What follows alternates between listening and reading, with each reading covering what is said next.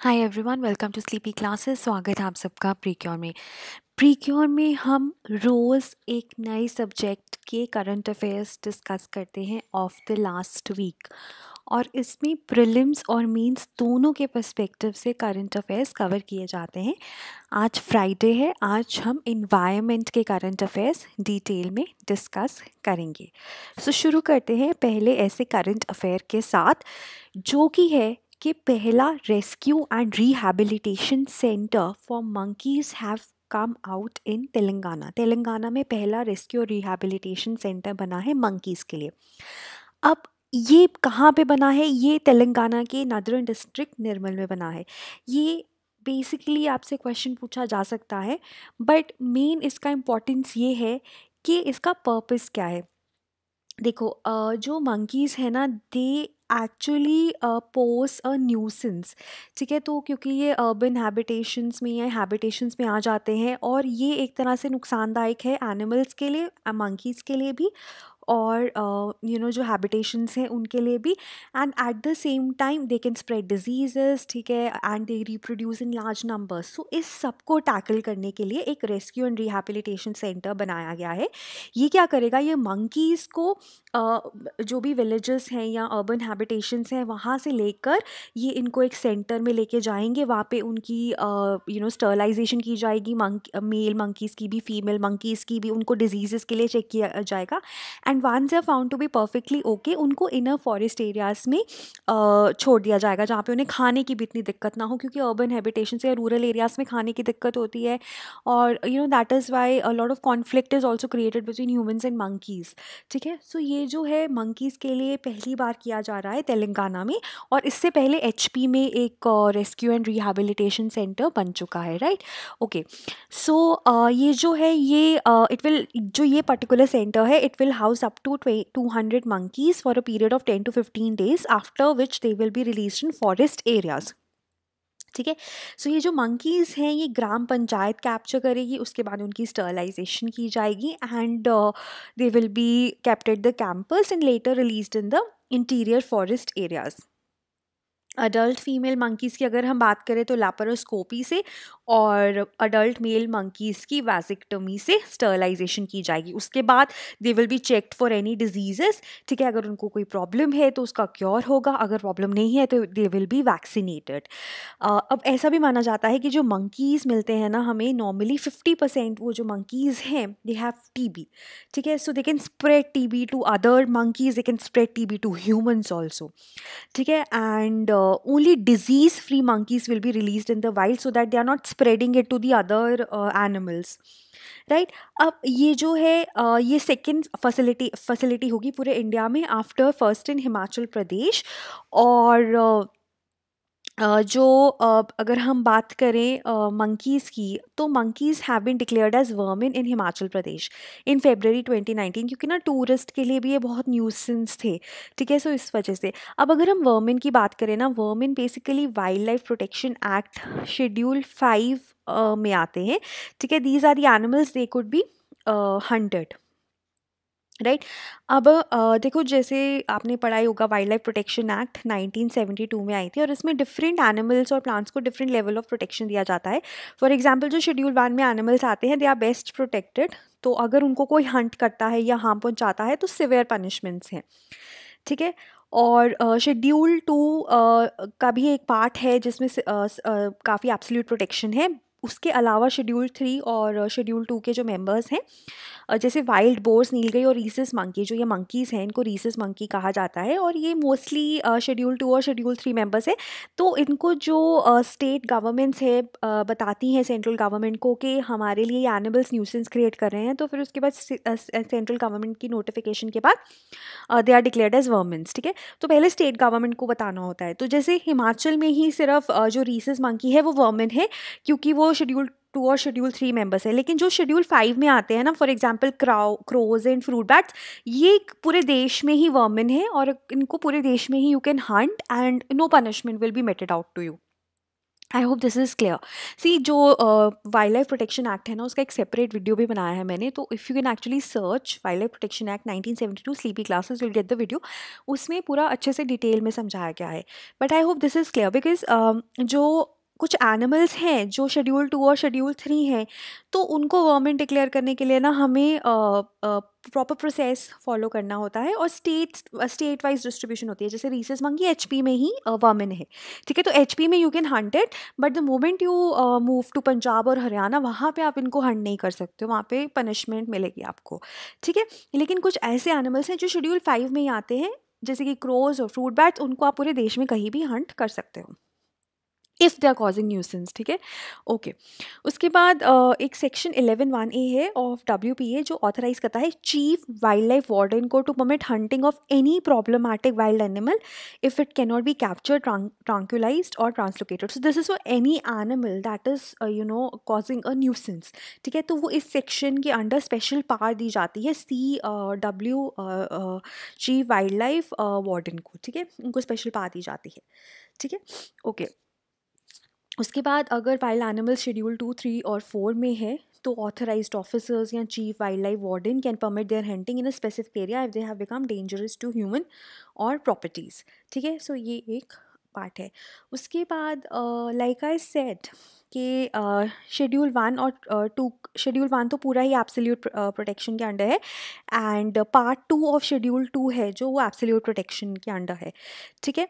सो उसके अलावा जो एनिमल्स हैं शेड्यूल 2 के, ठीक है, उनको हम वर्मिन डिक्लेयर कर सकते हैं, so for a specified area and period, and this is done by central government. ये सेक्शन 62 में आता है, ठीक है। So this is too much for you to understand in one go, so maybe you can listen to this again and again. Okay, now moving on to the next piece of news. So this is regarding leopard population. तो ये एक important चीज़ है कि जो leopards हैं उनकी population हमारे देश में 60% से ज़्यादा इंक्रीज़ हुई है, right. So this is really good news. और ये हमें कैसे पता चला? There was a report status of leopard in India 2018 report, उसमें ये पता चला। जो लास्ट रिपोर्ट थी वो 2014 में आई थी, like the tiger census only, ठीक है, ये भी 4 साल में आई है। और इसमें पता चला कि जो 60% पॉपुलेशन इंक्रीज़ हुआ है, सबसे ज़्यादा लेपर्ड्स MP में है, followed by Karnataka, followed by Maharashtra. MP है 3421 number of leopards, that's a lot, ठीक है। उसके बाद लेपर्ड्स की अगर हम बात करें ना, तो इनका जो IUCN स्टेटस है वो वनरेबल है, और schedule 1 of wild life protection act में आते हैं, एंड अपेंडिक्स 1 ऑफ साइट्स में आते हैं। सो ये कुछ फैक्ट्स हैं, ये आपको रटे होने चाहिए, आपको पता होने चाहिए, राइट। ओके, उसके बाद लेपर्ड्स को ना अडेप्टेबल कार्निवोर्स कहा जाता है कि ये ह्यूमन हैबिटेशंस के बहुत क्लोज भी they can exist, and leopards very commonly stray into human habitations, ठीक है। और ये जो स्टडी है इसने 4 सब पॉपुलेशंस ऑफ लेपर्ड्स आइडेंटिफाई की हैं विद हाई जेनेटिक वेरिएशंस। है तो वो सब लेपर्ड्स ही, लेकिन हम उनको सब पॉपुलेशन इसलिए कहते हैं क्योंकि उनमें जेनेटिक वेरिएशंस इतनी ज़्यादा हैं कि हम उनको एक पॉपुलेशन नहीं कह सकते, लेकिन इतनी ज़्यादा भी नहीं है कि हम उनको सेपरेट स्पीशीज़ बना दें, है ना। तो 4 रीजन्स है जहाँ पे हाई जेनेटिक वेरिएशंस है अमंग्स दी लेपर्ड्स। एक है लेपर्ड्स ऑफ वेस्टर्न घाट्स, ठीक है।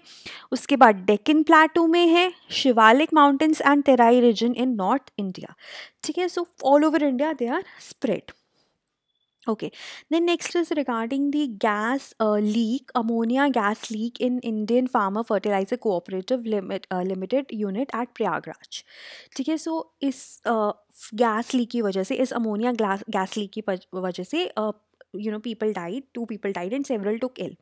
So what is important for us is that why is ammonia so common, ठीक है। मतलब फर्टिलाइज़र कोऑपरेटिव लिमिटेड में अमोनिया क्यों यूज़ हो रही थी, ठीक है। That is obvious because it is used for production of nitrogenous fertilisers, ठीक है। और इतना क्या डेंजरस है अमोनिया जिसकी वजह से डेथ हो गई? क्या डेंजरस है अमोनिया में जिसकी वजह से डेथ हो गई? That is the aspects that need deliberation in this particular current affair, ठीक है। सो देखो, अमोनिया एक बिल्डिंग ब्लॉक है, अमोनियम नाइट्रेट के लिए जो अमोनियम नाइट्रेट है ना, that is a very important fertiliser, it is a high nitrogen fertiliser. जब भी हम फर्टिलाइजर्स की बात करते हैं, हम एनपी के फर्टिलाइजर्स की बात करते हैं, और नाइट्रोजन सबसे ज़्यादा चाहिए होता है प्लांट्स को, सॉरी। सो वो नाइट्रोजन मिलता है अमोनियम नाइट्रेट से, राइट। लेकिन because ammonia got leaked and it was a highly concentrated form of ammonia, so उस वजह से it affects the human body negatively. कैसे, वो हम देखेंगे। उस वजह से people died and got seriously injured. अब देखो, जो इंडस्ट्रियल यूज़ के लिए अमोनिया है ना, that is stored in a liquid form under high pressure या फिर गैसियस फॉर्म में एट लो टेम्परेचर, जैसे कि इफ्को में थी where the accident took place. अब देखो कैसे अमोनिया इफेक्ट करती है ह्यूमन बॉडी को। अगर मॉडरेट कॉन्सेंट्रेशन में भी है ना, तो वो इरिटेशन कॉज कर सकती है to the eyes, to the skin, to nose and throat. ठीक है, so basically it reacts with the moisture present in the skin, eyes, oral cavity, respiratory tract to form ammonium hydroxide which is caustic. And caustic होता है वो उस वजह से cell membrane disturb हो जाता है। सेल मेम्ब्रेन में भी बेसिकली लिपिड्स, जिसकी वजह से सेल मेम्ब्रेन इज डिस्ट्रॉयड, जिसकी वजह से पूरा cell is destroyed. Now if you talk about cell membrane, that is the covering of the cell.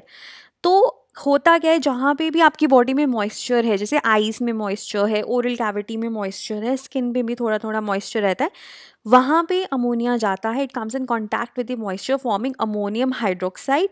ठीक है, जिसकी वजह से सेल मेम्ब्रेन लिपिड स्ट्रक्चर हो जाते हैं एंड इवेंचुअली सेल डिस्ट्रप्ट हो जाते हैं। ठीक है, so it actually results in inflammatory response, जिसकी वजह से फर्दर डैमेज होता है।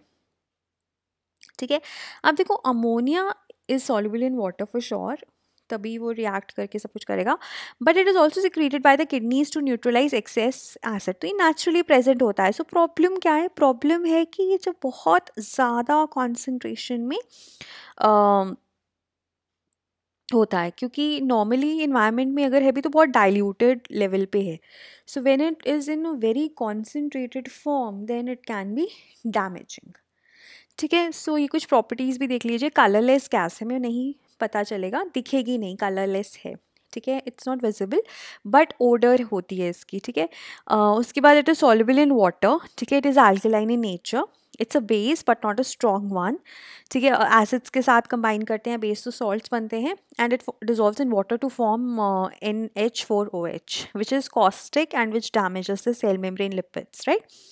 उसके बाद लाइक आई सेड कि डाइल्यूटेड है इन्वायरमेंट में और ह्यूमन बॉडी को इफेक्ट नहीं करता। ठीक है, लेकिन जब बहुत ज़्यादा कॉन्सेंट्रेशन पे होता है तो फिर ये इफेक्ट करता है, और जैसे कि मैंने बोला, इन्फ्लेमेटरी रिस्पॉन्स आ जाता है। It can also damage the lungs, causing chemical pneumonitis।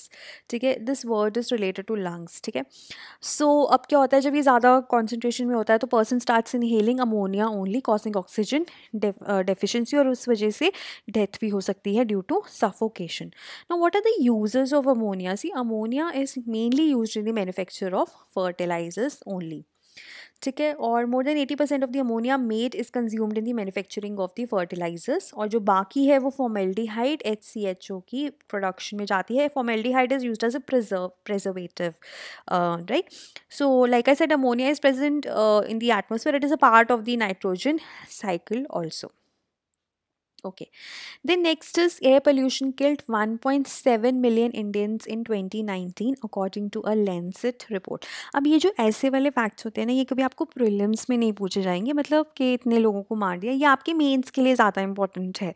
ठीक है, हाँ, लेकिन अगर जैसे कोई आपके पास स्पेसिफिक रिपोर्ट है, ठीक है, जैसे ये इतनी इम्पॉर्टेंट नहीं है कि आपसे पूछ लिया जाए ये कौन निकालता है, बट जस्ट इन केस अगर पूछ ले तो, but there are certain reports जो इंपॉर्टेंट ऑर्गेनाइजेशंस निकालती हैं, उनके बारे में आपको पता होना चाहिए कि कौन सी ऑर्गेनाइजेशन ने वो निकाली है। एनीवेज, सो अगर हम इस रिपोर्ट की बात करें, India state level disease burden initiative, ठीक है, इस रिपोर्ट ने, जो कि लैंसेट प्लानिटरी हेल्थ ने निकाली है, इसमें बेसिकली एयर पोल्यूशन के हेल्थ इफेक्ट्स देखे गए हैं, इकोनॉमिक इफेक्ट्स देखे गए हैं, और एयर पोल्यूशन भी कौन सा, both indoor and outdoor. Indoor किससे होता है, जो ये चूल्हा वगैरह ट्रेडिशनल जो वेज ऑफ कुकिंग है ना, उससे इंडोर पोल्यूशन बहुत होता है। ठीक है। और जितने भी डेथ्स हो रहे हैं ना उसमें से 18% are attributed to air pollution. लेकिन जो इंडोर या जिसको हाउस होल्ड एयर पोल्यूशन भी कहते हैं उसका लेवल गिरा है और उसने 64% फ्यूअर डेथ्स कॉज की हैं इन दी लास्ट 2 डिकेड्स। जो आउटडोर एयर पोल्यूशन है वो ज़्यादा डेथ्स कॉज कर रही है, 115% इंक्रीज हुआ है। ठीक है, एक तो ये हो गया कितने लोग मरे हैं, इंडोर से कम हुए हैं, आउटडोर से बढ़े हैं। इंडोर में देखो जो ट्रेडिशनल मेथड्स ऑफ कुकिंग थे अब वो भी इम्प्रूव हुए हैं। ठीक है, गवर्नमेंट भी इनिशिएटिव्स ले रही है, तो उस वजह से क्या हो रहा है कि एलपीजी आ रहा है जो कि इतना हार्म नहीं कॉज करता, ऑल ऑफ दैट। ठीक है, सो एक तो नंबर ऑफ डेथ्स, उसके बाद amount of GDP, 1.4% of GDP has been lost. ठीक है, ये हो गया इकोनॉमिक इम्पैक्ट। ठीक है, okay, now it is actually equivalent to 2,60,000 crore in monetary term, right? More than 4 times of the allocation for healthcare in union budget for 2020-21। उसके बाद अगर हम एयर पोल्यूशन में भी देखें तो सबसे ज़्यादा डेथ्स लंग डिजीज़ की वजह से हुई है, राइट? और अगर हम स्टेट्स की बात करें ना तो नॉर्दर्न और सेंट्रल इंडियन स्टेट्स में जो इकोनॉमिक लॉस है ना वो सबसे ज़्यादा था, विद हाईएस्ट इन यूपी। ठीक है, और दिल्ली में highest per capita economic loss है। ठीक है, सो एब्सोल्यूट टर्म्स में हमारे पास यूपी में है और पर कैपिटा टर्म्स में दिल्ली पे है, राइट? ओके, उसके बाद इंडोर एयर पोल्यूशन की बात करें तो Goa had the least loss and UP had the highest, so mostly UP he lead कर रहा है। ठीक है, उसके बाद ambient air pollution also cost loss, economic loss, और ये भी जो मैक्सिमम है ये यूपी में ही है। जैसे गवर्नमेंट के इनिशिएटिव्स हैं ना, प्रधानमंत्री उज्ज्वला योजना जिसमें एलपीजी कनेक्शंस दिए गए बीपीएल जो वुमेन है उनको, तो इस वजह से, और उन्नत चूल्हा अभियान जिसमें कि बायोमास जो कुकिंग है उसको प्रमोट किया जा रहा है, मतलब जो ट्रेडिशनल वेज है ना कुकिंग के उनको अवॉइड किया जा रहा है और जो दूसरे वेज हैं उनको प्रमोट किया जा रहा है। ठीक है, जो पोल्यूशन फ्री वेज हैं उनको प्रमोट किया जा रहा है और वो काफ़ी सक्सेसफुल भी रहे हैं। That is visible from the number of deaths that have decrease due to indoor air pollution in the last few years. Next है ये प्राइमरी पोल्यूटेंट्स और सेकेंडरी पोल्यूटेंट्स के बारे में। Just picture if you can actually go through this. Primary pollutants होते हैं जो directly atmosphere में रिलीज होते हैं, और सेकेंडरी पोल्यूटेंट्स होते हैं जो कुछ एटमॉस्फेयर में प्रेजेंट होते हैं पोल्यूटेंट्स, उनके साथ रिएक्ट करके सेकेंडरी पोल्यूटेंट्स बनाते हैं। For example tropospheric ozone is an example of secondary pollutant जो कि वॉलेटाइल ऑर्गेनिक कंपाउंड्स वगैरह वगैरह से मिलकर बनता है। ठीक है, okay, then next is carbon capture technology not on track to reduce carbon dioxide emissions, right? So basically इस खबर के तहत ये हमें पता चल रहा है कि जो कार्बन कैप्चर टेक्नोलॉजी है, जिसको हम कार्बन कैप्चर और स्टोरेज टेक्नोलॉजी या सीसीएस की फॉर्म में जानते हैं, जिसको जियो इंजीनियरिंग टेक्निक्स के नाम से भी जाना जाता है, उसको इतना यूज़ नहीं किया जा रहा to effectively control green house gas emissions, right? देखो अब इसे आप ऐसे समझो कि ये जो टेक्नोलॉजी है इसमें हम ना कार्बन डाइऑक्साइड को एटमॉस्फेयर से कैप्चर करेंगे और उसको कैप्चर करके उसको ऐसी फॉर्म में कन्वर्ट कर देंगे कि जिससे कि वो रिएक्ट ना करे अपनी सराउंडिंग से, and eventually we will store it. ठीक है, चाहे हम ज़मीन में उसको स्टोर कर रहे हैं। सो बेसिकली हमने क्या किया कि कार्बन डाइऑक्साइड का जो लेवल है एटमॉस्फेयर से कम कर दिया ताकि वो ग्रीन हाउस इफेक्ट में कंट्रीब्यूट ना कर पाए, ग्लोबल वार्मिंग में कंट्रीब्यूट ना कर पाए। ठीक है, तो इसको कहते हैं नेट ज़ीरो एमिशंस में कंट्रीब्यूट करना। अब देखो कुछ ऐसी चीज़ें हैं जिसमें कार्बन डाइऑक्साइड एमिशंस इनएविटेबल हैं। ठीक है, तो हम उनको ज़ीरो नहीं कर सकते ऐसे, तो हम क्या करते हैं, हम उन एमिशंस को नेट ज़ीरो करते हैं। जितना कार्बन डाइऑक्साइड हमने प्रोड्यूस किया बिकॉज ऑफ द प्रोसेसेस उतना ही हम कैप्चर कर रहे हैं और उतना ही हम स्टोर कर रहे हैं ताकि एटमॉस्फेयर में जो कार्बन डाइऑक्साइड का अमाउंट है वो चेंज ना हो। इससे क्या होगा, नेट ज़ीरो एमिशंस हो जाएंगी और जो हमारा टारगेट है of keeping the global warming below 1.5 degree Celsius by 2100 as per Paris agreement वो हम अचीव कर लेंगे। बेसिकली 1.5 डिग्रीज ना काफ़ी ज़्यादा वो माना जाता है एम्बिशियस। सो 2 डिग्रीज है बाय 2100, राइट? सो कई जो कंट्रीज़ हैं they want to stick to this target only. ठीक है, अब देखो अगर हमें सीसीएस टेक्नोलॉजी का जो टारगेट है कि अगर हमें ग्लोबल वार्मिंग को रिस्ट्रिक्ट करना है 2 डिग्री सेल्सियस तक, तो हमें 400 million tons, know this fact is very very important just to get things in perspective, को हमें कैप्चर करना है, कार्बन डाइऑक्साइड एमिशंस को कैप्चर करना है हर साल बाय 2025। ठीक है। बट ऐसा माना जाता है, इंटरनेशनल एनर्जी एजेंसी ये कहती है कि ये नहीं हो सकता, it is next to impossible, because जो कंट्रीज़ हैं वो इसको इफ़ेक्टिवली यूज़ नहीं कर पा रही हैं। अब कार्बन कैप्चर जो है, carbon capture and storage technology कह लो, carbon capture utilisation and storage technology कह लो, डिफरेंट नाम है इसके।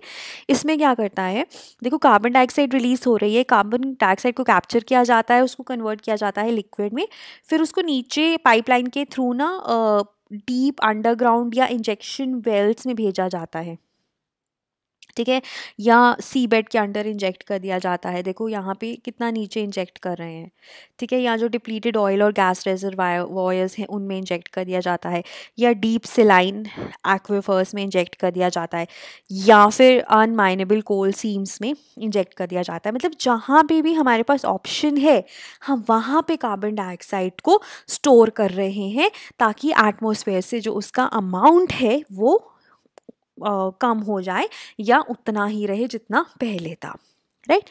नाउ सी, जो कार्बन डाइऑक्साइड एमिशंस हैं, लाइक आई सेड कि वो इनएविटेबल है, जैसे फॉसिल फ्यूल्स की कंबशन में जो कि थर्मल पावर के लिए यूज़ होती है, ठीक है। सो उस केस में ये इनएविटेबल है, तो हम क्या करते हैं, हम कार्बन डाइऑक्साइड को कैप्चर करते हैं, उसे डेंस फ्लूइड में कन्वर्ट कर देते हैं बाय कंप्रेशन प्रोसेस। फ्लूइड से क्या होता है, उसकी ट्रांसपोर्टेशन और स्टोरेज ईजी हो जाती है, then it is transported to an underground storage facility, and in fact ये जो कैप्चर्ड CO2 है ना, ये एज अ रॉ मटेरियल भी यूज़ हो सकती है in the industrial production of biocarbonates. Now why is this so important? देखो जो यूनाइटेड नेशंस IPCC की रिपोर्ट आई थी ना on global warming, it was one of the 3 special reports, ठीक है, एक ग्लोबल वार्मिंग में थी, एक हमारी क्रायोस्फीयर पे थी, और एक हमारी लैंड डिग्रेडेशन पे थी। 3 स्पेशल रिपोर्ट्स आई थी, और जो ग्लोबल वार्मिंग पे थी वो वन ऑफ द फर्स्ट थी, और उसने 4 सिनारियोज प्रेजेंट किए थे कि कैसे हम ग्लोबल टेम्परेचर राइज को 1.5 डिग्रीज तक लिमिट कर सकते हैं। और चारों के जो चारों थे ना, उसमें सब में CO2 रिमूवल तो था, और 3 involve the use of CCS, ठीक है। अब देखो, लाइक आई सेड कि सीमेंट, आयरन और स्टील, ठीक है, या केमिकल सेक्टर्स, ये कार्बन इमिट करते हैं बिकॉज इनका इंडस्ट्रियल प्रोसेसेस रिक्वायर दैट, ठीक है। सो ये जो है, they are hardest to decarbonise and they will be inevitably used, है ना। सो जो CCS है वो एक तरह से हमें हेल्प कर सकता है नेट ज़ीरो को अचीव करने के लिए, क्योंकि ये इनएविटेबल है, जो प्रोडक्शन है कार्बन डाइऑक्साइड इमिशंस की वो इनएविटेबल है, ठीक है। और enabling the production of low carbon hydrogen at scale, coal और natural gas with CCS is the cheapest way to produce low carbon hydrogen, वहाँ पे भी यूज़ हो सकता है। लेकिन अगर हम ग्लोबल लेवल पे देखें, जो NDCs हैं उनमें से मिसिंग है CCS, फॉर एग्जांपल इंडिया के NDC में भी नहीं है, ठीक है। सो इसका मतलब है national policies have not accepted it as a promising technology. Major problem क्या है, स्टोरेज की कॉस्ट और ट्रांसपोर्टेशन की कॉस्ट बहुत ज़्यादा है, सारी कंट्रीज अफोर्ड नहीं कर पाती, ठीक है। बट अगेन एक्सपर्ट्स कह रहे हैं कि शायद इसकी रैपिड डेवलपमेंट हो जाए, ठीक है, but we need investment. India में बात करें तो इंडिया में भी जो ये है, India looks up to the implementation of this technology in industrialized countries which is currently shoddy, ठीक है। सो इंडिया की अगर हम बात करें तो इंडिया में they are not economically feasible right now.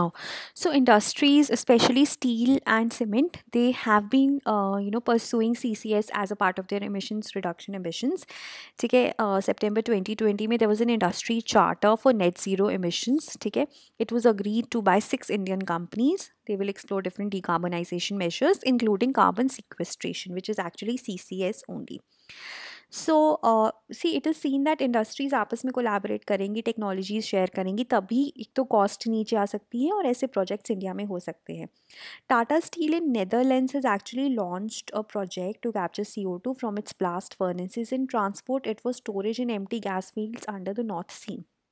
ये जो टाटा स्टील का प्लांट है ये नॉर्थ सी के कोस्ट पे ही है, ठीक है। और उन्होंने बोला है कि हम कैप्चर करेंगे carbon dioxide, it is actually for steel making के लिए, आपको नाम से ही पता चल रहा है। So they will capture carbon dioxide and they will transport it and they will use it for storage and all, ठीक है। सो इस वजह से ऐसा माना जा रहा है कि it will lead to 30% reduction of carbon dioxide from this site, और ये जो प्रोजेक्ट है 2027 तक कंप्लीट हो जाएगा। So it will actually lead to the reduction of 3 million tons of CO2 a year in first phase, right? See indigenous innovation like ये तो चलो बाहर हो रहा है, इंडिया में भी small scale CCS plant is already operational, ठीक है। ये थूथुकुडी में है और it is capturing CO2 from its own coal part boiler and it is using it for making baking soda. तो ये 60,000 टन्स ऑफ कार्बन डाइऑक्साइड को लॉक करेगा for in year and it is without any subsidy और support from the government, ठीक है। So such projects bring hope for CCS for small industries. Government also need to actively pursue it, right? जैसे government में जो department of science and technology है, उन्होंने एक national programme चलाया है on carbon dioxide storage research, ठीक है। And it has actually call for proposals कि इसकी research development pilot and demonstration projects के लिए प्रपोजल्स मांगे हैं। सो मतलब India is also starting to pick up, ठीक है, ताकि जो भी इंडियन इंडस्ट्रीज़ हैं उनको भी हेल्प मिले। So it is a part of the Accelerating CCS Technologies initiative for which India has committed 1 million euros, right? At least 16 countries are working together to fund research and development in this technology, right? Okay, now moving on to the last news, which is in Uttarakhand, first tiger translocation will take place. So this is actually the direct heading. Anyways, Uttarakhand में out of 50 tiger reserves in India, 2 are in Uttarakhand. One is Rajaji Tiger Reserve and one is Corbett Tiger Reserve. ठीक है, सो Rajaji tiger reserve में जो density है of tigers या जितने वो tiger support कर सकता है उससे काफ़ी कम है, और इसलिए कॉर्बेट टाइगर रिजर्व से जो टाइगर्स हैं they will be translocated to Rajaji tiger reserve, और ये पहली बार रीलोकेशन हो रही है उत्तराखंड में, which is aimed at tiger population management, ठीक है।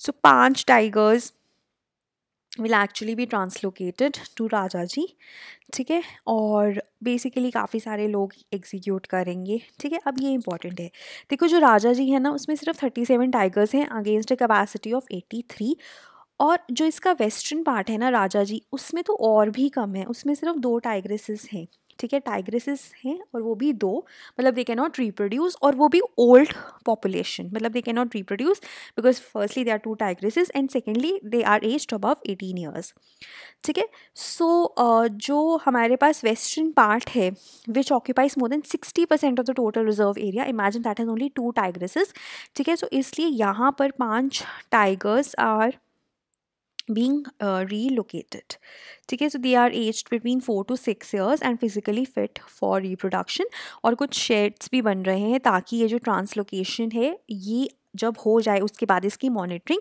ईजी हो जाए and to prevent them from entering any areas with human population, right? So this was regarding the current affairs of today. If you have any doubt, please do mention it in the comments below. Thank you so much.